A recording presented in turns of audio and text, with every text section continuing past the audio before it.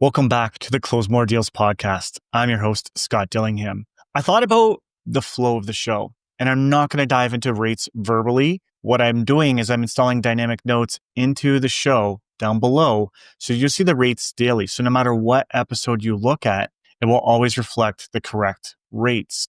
Or if I record it, it won't be quite accurate. So I just want to highlight that. So we're not going to dive into rates. We're going to dive directly into the programs. So today I'm going to talk to you about maternity leave. I know it seems funny, but the thing is there's so many different ways lenders process maternity leave. And I see clients that are declined all the time and say, oh, my bank won't accept it. They can't move forward.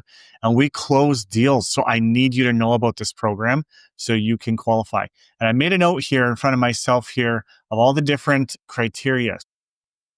We have just a handful of lenders that'll use 100% of the maternity leave as long as you're returning within 18 months to work. Okay. That's the top tier. That's the highest of all of them. Then we have quite a bit of lenders that'll use 100% of the maternity leave when you are returning to work within 12 months. Then there's a bunch of lenders that only use the maternity leave. So they'll use 100% of your income before you left, as long as you're going back to work within 2 months. Okay. Then I've got another lender that'll use 100% within 12 months or 60% of your total income from 12 months to 18 months. I'm going to explain what this means in a minute, but all of them require the letter of employment, and some of the lenders don't even support mat leave altogether. So keep that in mind. So what this means is, say your client has less than 12 months of the mat leave, right?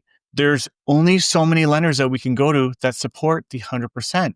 So if you were to bring them to the bank, or banks, plural, that require that they be starting their job within 2 months, that bank or lender would say your income doesn't qualify. So of course they'll use the other spouse's income because they're not working. Sorry, they are working. The spouse that had the child is not working. So the thing is you don't necessarily know the timing of which bank and what they support. So to just let your client go to any bank and hope that it works won't work. So anyways, if you've been told, if you've heard from your client, hey, I'm on mat leave, we can't move forward, reach out. Okay, the details will be in the bottom. We can absolutely move forward with this. It's not a problem. It just depends on the timing. But again, they have to have that return to work letter. So the return to work letter just says X, Y, and Z is starting work on this date back in their regular role or whatever. If there's a new role, right, outlining the new role and what the new compensation is. That's what they'll require. If it's somebody who's having a baby and they're retiring and they're going to be a stay-at-home mother or father, then that income cannot be used unless we're working with an alternative lender. So keep that in mind. But it's imperative that you know this because, again, you don't want to let your client go to the wrong lender. They get declined and there's no deal here when really we just have to pivot and we've got a deal. Anyways, I hope this helps. Check the show notes for full resources, including how to book a call with someone on my team. And I look forward to seeing you next week.